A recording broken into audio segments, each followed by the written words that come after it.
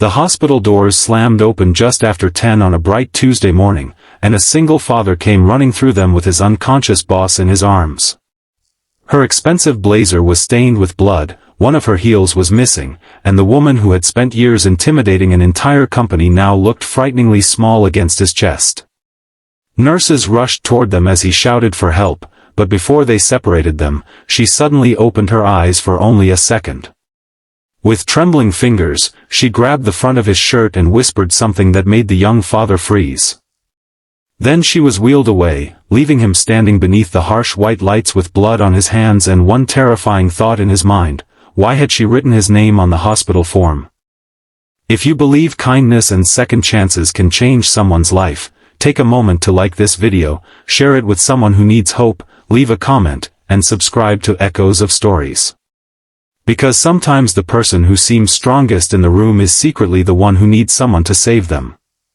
His name was Kellan Brooks, a 34-year-old single father who had learned to measure his life in small victories. Getting his 8-year-old son, Arlo, ready for school before sunrise was a victory. Making breakfast without burning the toast was a victory. Dropping Arlo at school on time while still reaching the office before his supervisor noticed was another. Kellan did not have the luxury of making mistakes. 5 years earlier, his wife had died unexpectedly, leaving him with a child, a mountain of bills, and a grief he rarely allowed himself to feel. Since then, he had built his entire world around one promise: Arlo would never feel abandoned. Kellan worked as a facilities and operations supervisor at a large architectural company downtown, a job that did not make him rich but paid the rent, kept food on the table, and covered the modest medical insurance that protected his son.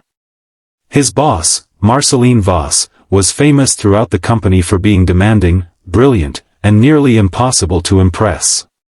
Employees lowered their voices whenever she walked past. She noticed everything, remembered every mistake, and had little patience for excuses. To Kellan, she was simply the woman who signed his paycheck. That Tuesday morning had started unusually peacefully. Sunlight spilled through the kitchen window as Arlo sat at the table eating cereal while Kellan packed his lunch. His son had been selected to present a small science project at school that afternoon, and Kellan had promised he would be there. It was the kind of promise he guarded fiercely. He kissed Arlo on the forehead, reminded him to take his project board, and hurried him toward the school bus. For once, Kellan smiled as he watched the bus disappear around the corner. He thought the day might actually go according to plan. He could not have known that within hours, everything would change. At the office, Marcelline was preparing for a major presentation with investors. The entire building seemed tense. Kellan spent the morning moving between conference rooms, checking equipment, fixing a faulty projector, and answering frantic calls from staff. Around 11, he noticed Marcelline walking quickly toward the parking garage. She looked pale, but she waved away anyone who tried to help. Kellan was carrying a box of supplies when he heard a sudden crash. He dropped everything and ran toward the sound. Marcelline was sitting against the side of a parked car, one hand pressed against her chest, her face drained of color. Several employees stood frozen, unsure what to do. Kellan did not freeze.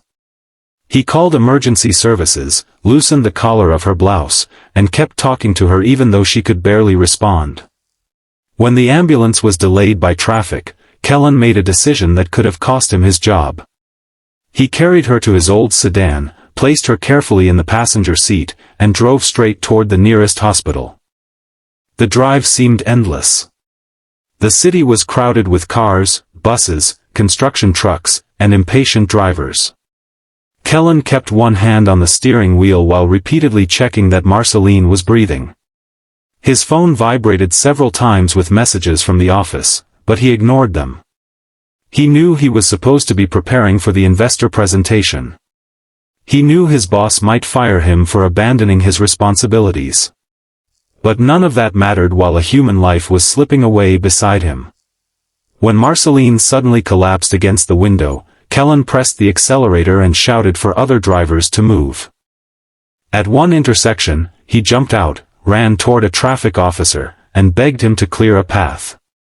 Somehow, the officer understood. Minutes later, Kellan screeched into the hospital entrance. Doctors rushed Marcelline away while Kellan stood outside the emergency room, shaking. His shirt was stained with her blood. His hands trembled as he called the school.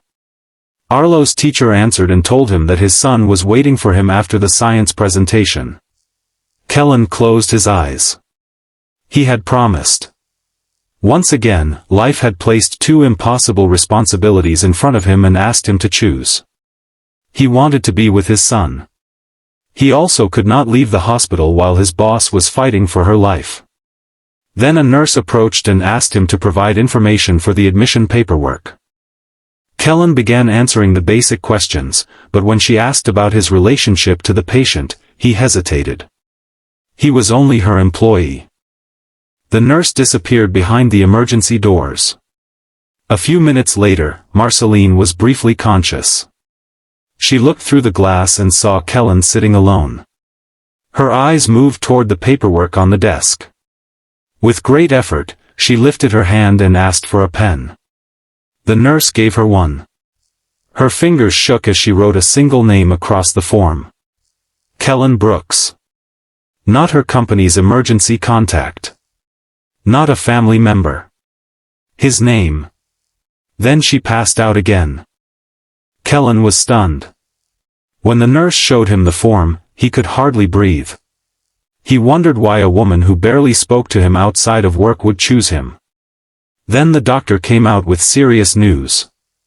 Marcelline had suffered a dangerous cardiac episode, and the next few hours were critical. She needed immediate treatment, and because no family member had arrived, the hospital needed someone authorized to make certain decisions if she became unable to do so. That someone was now Kellan. He felt the weight of the responsibility crushing his shoulders. He was not a doctor. He was not her friend. He was a single father whose biggest concern that morning had been remembering to buy milk.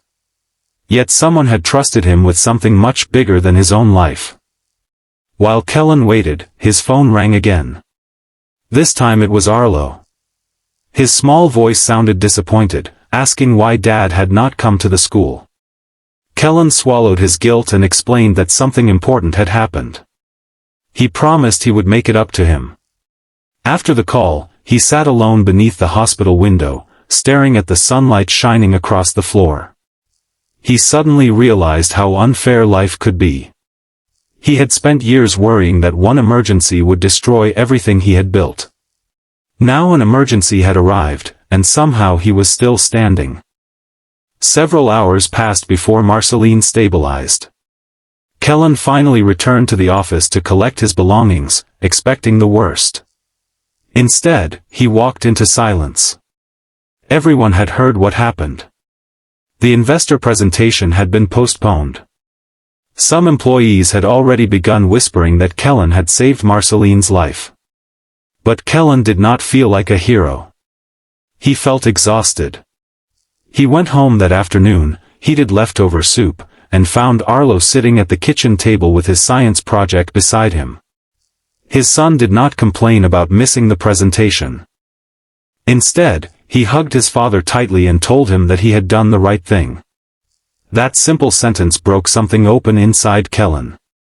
For years, he had believed being a good father meant protecting Arlo from every disappointment. That evening, he realized it also meant teaching him what compassion looked like. The following morning, Kellan returned to the hospital. Marcelline was awake. She looked weaker than he had ever seen her, but her eyes were clear. She explained that she had recognized something in him long before that morning. Months earlier, she had quietly reviewed employee records after discovering that Kellan had been working extra hours while caring for his son. She had noticed that he never complained, never asked for special treatment, and often stayed late to help younger employees finish their work. She had also learned that Kellan had once turned down a promotion because the hours would have prevented him from being available for his son. She had respected him for it, even though she had never said so. Then Marcelline revealed why she had written his name on the form. Years ago, she had been abandoned during her own medical crisis by people she believed were loyal to her. She had learned that titles, money, and power meant very little when someone was lying helpless in a hospital bed. The person she trusted most was the one who had stayed when there was nothing to gain. Kellan had done exactly that without knowing she would ever be able to repay him. When Marcelline returned to work several weeks later, Kellan expected everything to return to normal.